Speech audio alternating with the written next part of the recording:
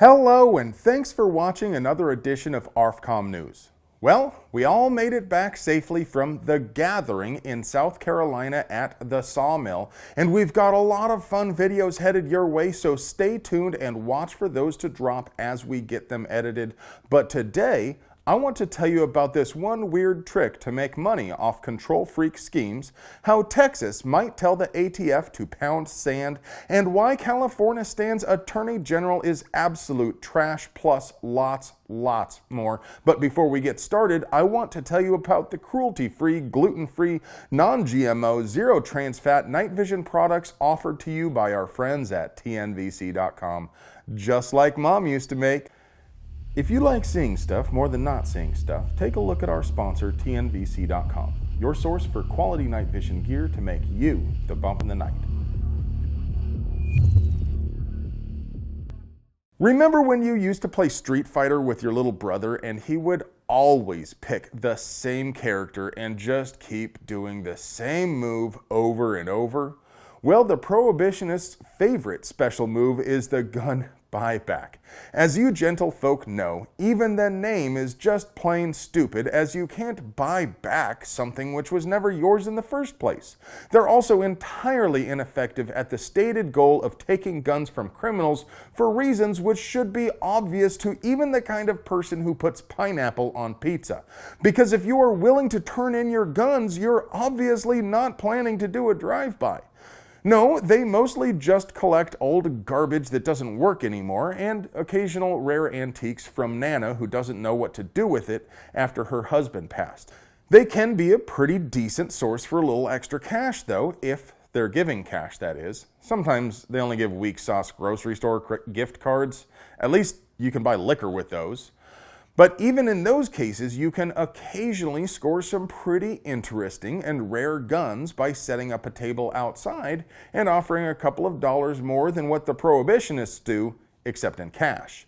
The real winner is when they pay more than market value, like the recent Buyback in Decatur, Illinois. They offered 35 American Quatloos for AR mags. Now I know your gears are already turning. That leaves a lot of room for margin, doesn't it? So you got a couple of options here. One is to just find the cheapest mags in stock and buy a whole truckload of them, which even in the current panic really isn't all that hard. Without any particular effort, I was able to find a gunbroker buy now listing for Tapco mags at $4 and used aluminum GI mags for $7 each, if you buy 10 or more.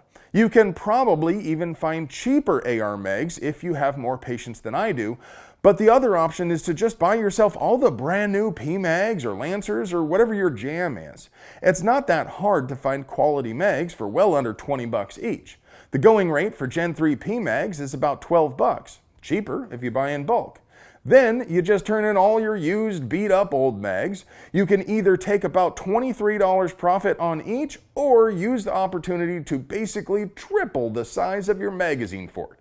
Either way, it's a solid win. And if you want to replace mags for your AK or other inferior guns, they still pay 25 bucks each for non-AR mags.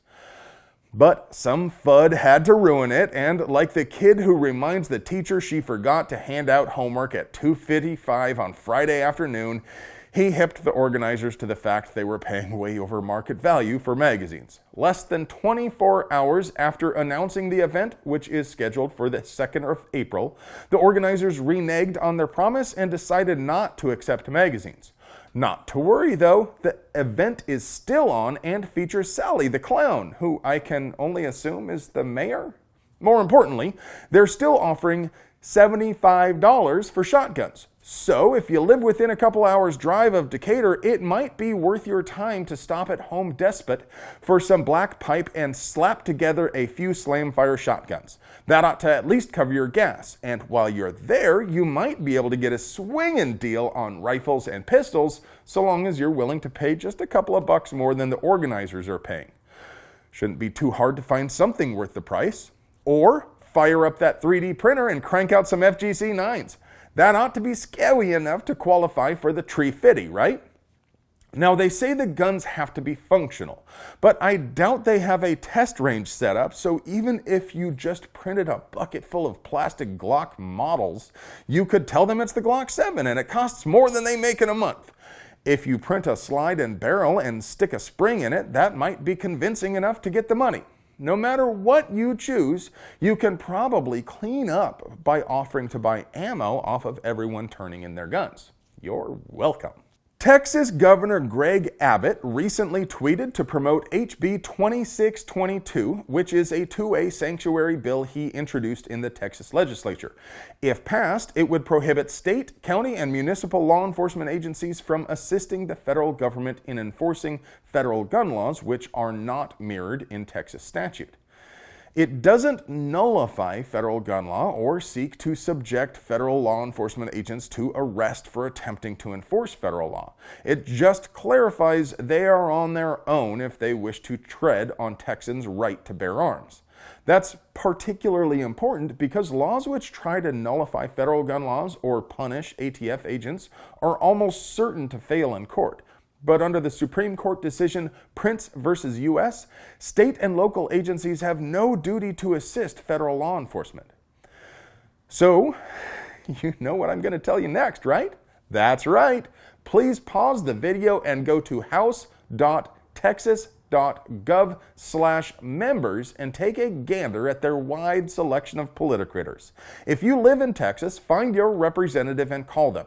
If you don't live in Texas, just pick any one of them and click on their adorable little face. Then call them up. Tell them to support HB 2622. Tell them if the federal government wants to come to Texas to impose its draconian and abusive regulations, they should get no help from Texan law enforcement. Tell them Texans don't want to pay for their own oppression. Tell them if they don't vote for HB 2622, you will actively campaign for their opponent in the next primary. Then, lather, rinse, and repeat. Call as many times as you have the stomach for. But as is so often the case, Arizona is beating Texas again. Texans like to claim everything is bigger in Texas, as though the whole ass state of Alaska doesn't exist. But their 2A sanctuary bill is certainly larger than Arizona's. What took Texans 649 words to say, we did with 98 words, and we're already out of committee. We also did it with far less ambiguous language and no carve-outs for existing arrangements with the feds. I'm not going to punish you by reading the whole Texas bill, but since our bill is so succinct and explicit, I'll just go ahead and read it right here. Pursuant to the sovereign authority of this state and Article 2, Section 3, Constitution of Arizona, this state and all political subdivisions of this state are prohibited from using any personnel or financial resources to enforce, administer, or cooperate with any act, law, treaty, order, rule, or regulation of the United States government that is inconsistent with any law of this state regarding the regulation of firearms. Period. Rounds complete on 2, end of mission.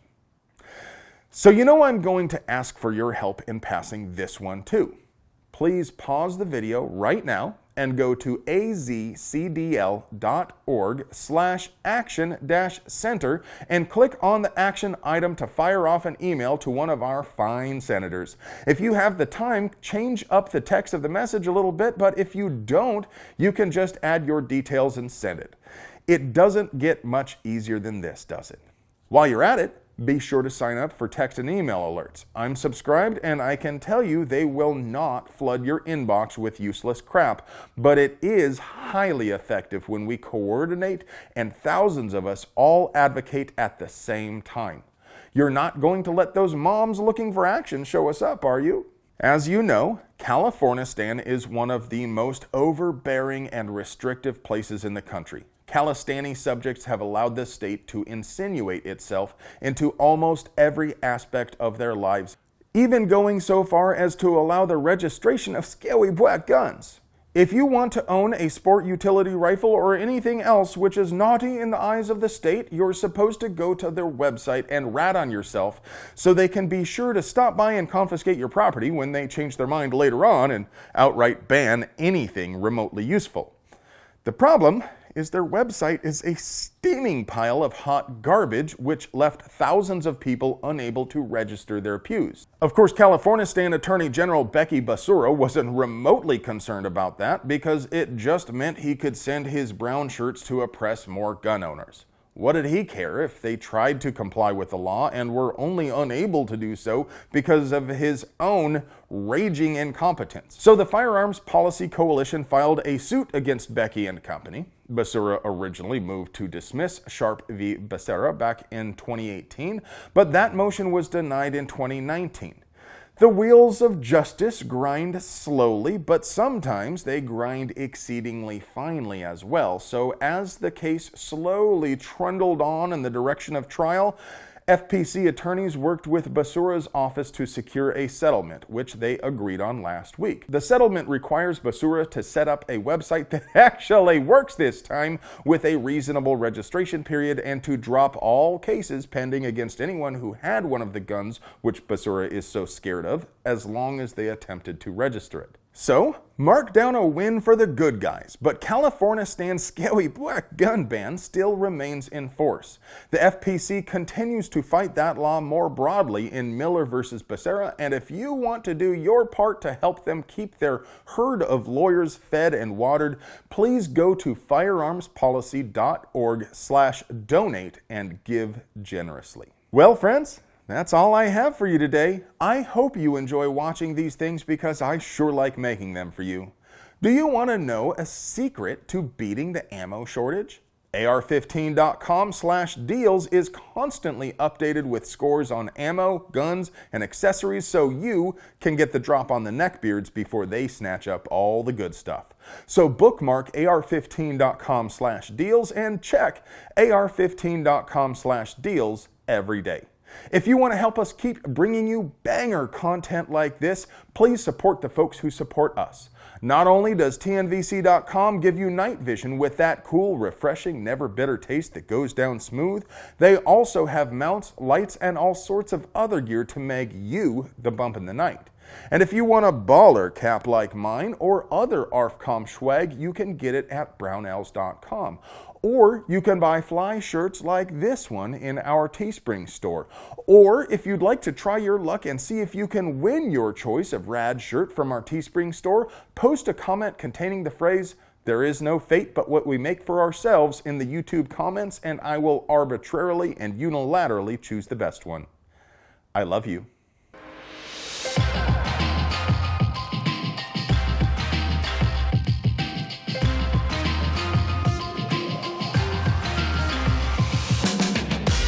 Boom! That's what's up.